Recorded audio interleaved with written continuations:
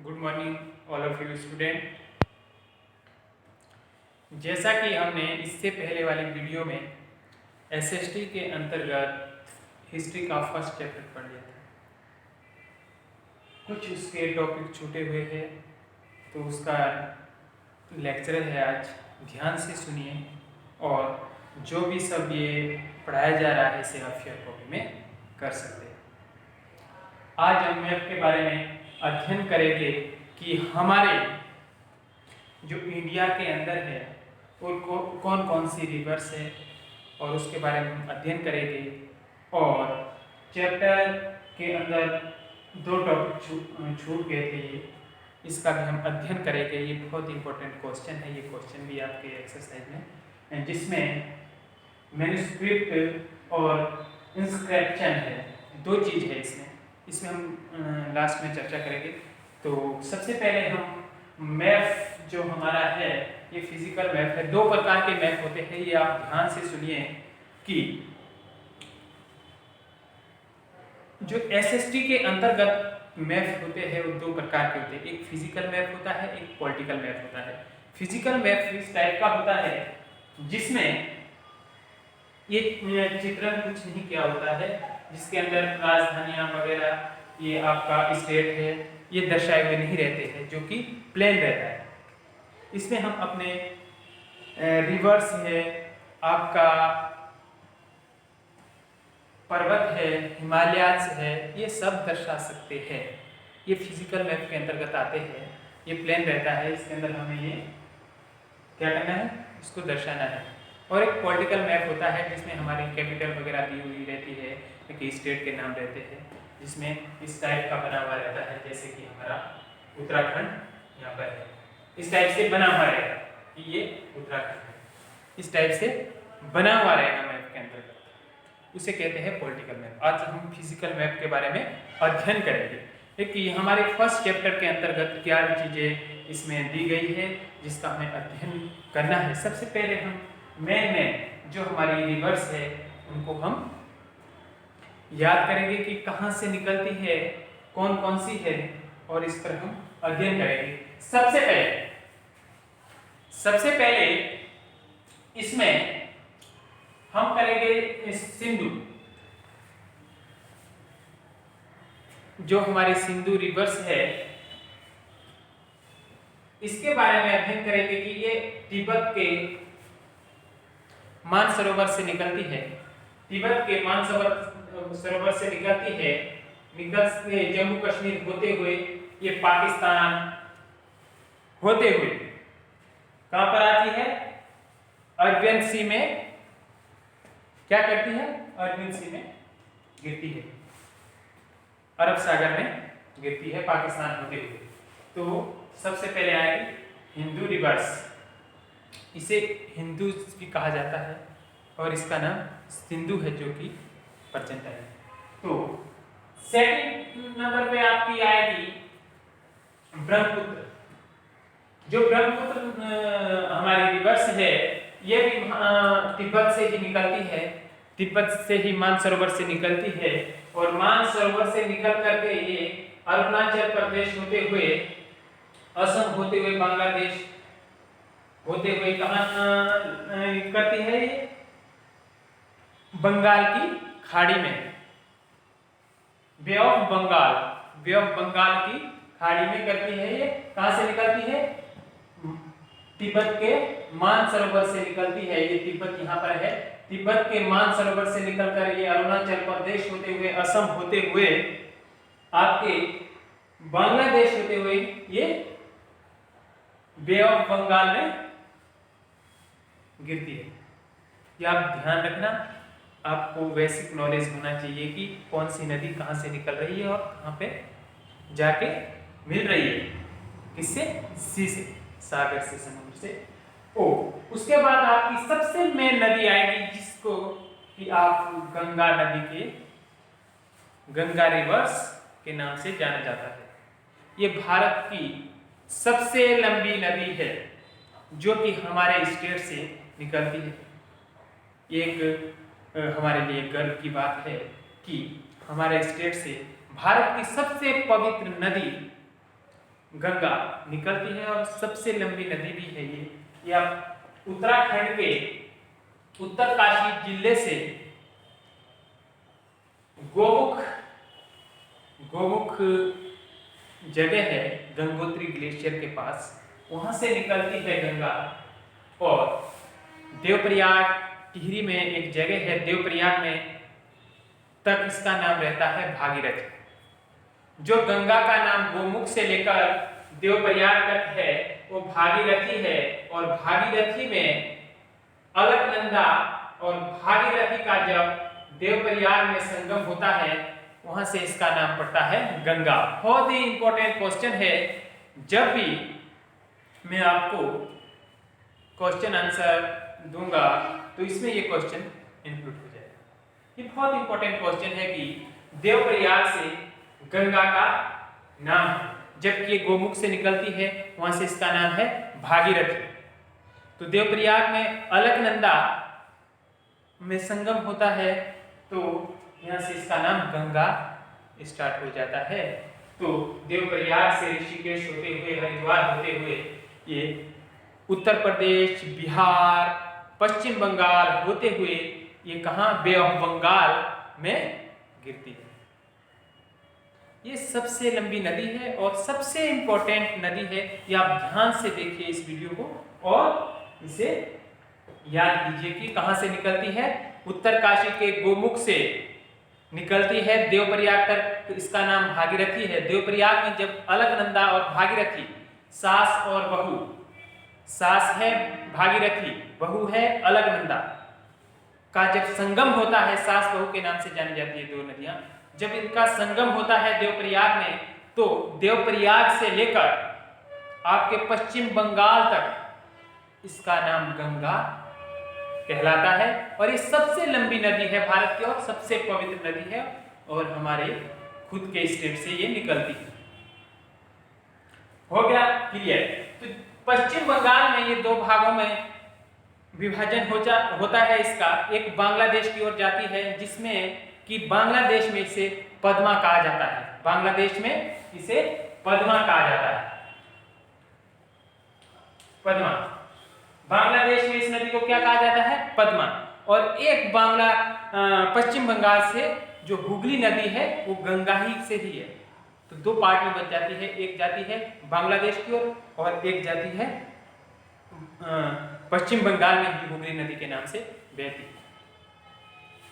ठीक है, जब ये बांग्लादेश में जो ब्रह्मपुत्र नदी आ रही है उसमें मिलती है और फिर ये बंगाल की खाड़ी में गिरती है। ये बहुत इंपॉर्टेंट है। ये हो गया आपका गंगा नदी। और उसके बाद हमारी जो इंपॉर्टेंट नदी है ये नर्मदा नदी है। ये छत्तीसगढ़ से निकलती है, बहुत ही इंपॉर्टेंट है, छत्तीसगढ़ से निकलती है ये और ये वेस्ट की ओर बहती है। छत्तीसगढ़ कैसे निकल रही है और इधर आपके अरावली सी में लैंड करती है। और उसके बाद आता है गोदावरी। गोदावरी ये महाराष्ट्र के नासिक से निकलती है और ये आपका बे ऑफ बंगाल की खाड़ी में गिरती है। ये बहुत इंपॉर्टेंट है। जो आपका गोदावरी है इसे दक्षिण भारत की गंगा भी कहा जाता है। ये बहुत इंपॉर्टेंट है, इसे याद करना। और उसके बाद कृष्णा भी ये आपके महाराष्ट्र से ही निकलती है और ये आपका बे ऑफ बंगाल में लैंड करती है। सबसे मेन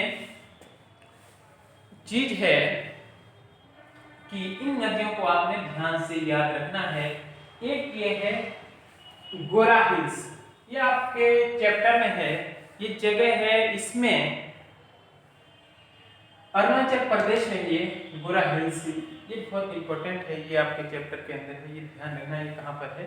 और ये आपको बेसिक नॉलेज कुछ नदियों का हो गया है, जैसे कि उत्तराखंड से ही यमुनोत्री ग्लेशियर से यमुना नदी निकलती है जो कि आपका हरियाणा होते हुए दिल्ली होते हुए प्रयागराज में गंगा से मिलती है। क्या होता है वहां पर संगम होता है, फिर गंगा से ही चलती है। तो गंगा कितनी बड़ी हो गई, क्योंकि प्रयागराज में आपकी यमुना भी मिल रही है। जो गंगा और यमुना ये दो बड़ी नदियां हैं, ये उत्तराखंड के उत्तरकाशी डिस्ट्रिक्ट से निकलती है दोनों ही नदियां, एक यमुनोत्री ग्लेशियर के बंदरपूर से निकलती है और एक गंगोत्री ग्लेशियर के गोमुख से निकलती है।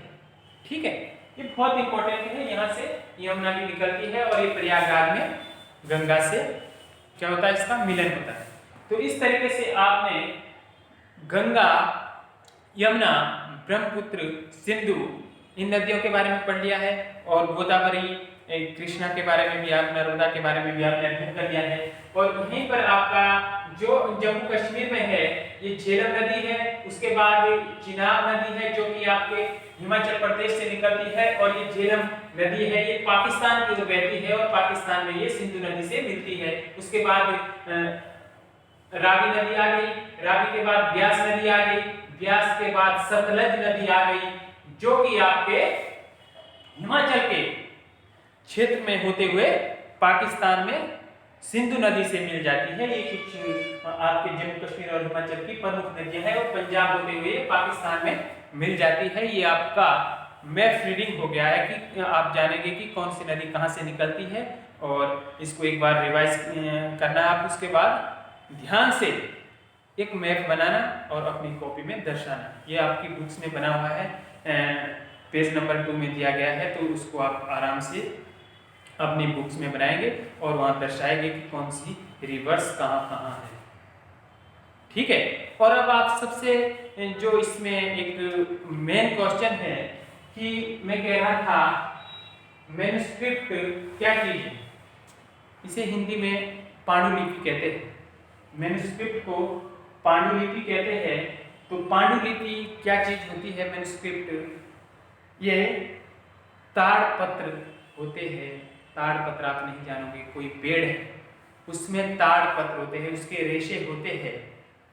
उस रेशों से क्या बनाई जाती है?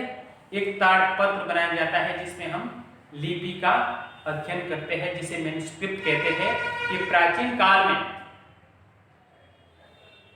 आज से 2000 वर्ष पहले हम इसी तरीके से लिखते थे, मैन्युस्क्रिप्ट में लिखते थे।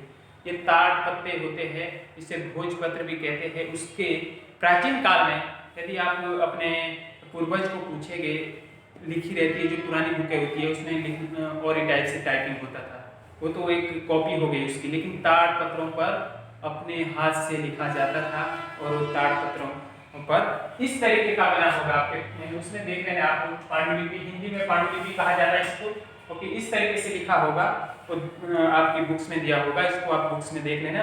और उसके बाद आता है इंस्क्रिप्शन। इंस्क्रिप्शन होता है शिलालेख, हिंदी में इसे शिलालेख कहा जाता है। तो आपने देखा होगा कि शिलालेख, अशोक के टाइम में आपने शिलालेख को सुना होगा। सम्राट अशोक एक बहुत बड़ा साम्राज्य था, सम्राट अशोक का बहुत सुदृढ़ एक राजा थे। ये आपका 7th चैप्टर में है, उसे मैं पढ़ाऊंगा। बहुत ही आनंद आएगा आपको इसमें पढ़ने में कि सम्राट अशोक के बारे में, एक महान साम्राज्य के बारे में आप अध्ययन करेंगे। ये मौर्य के अंतर्गत आते हैं, मौर्य वंशज थे।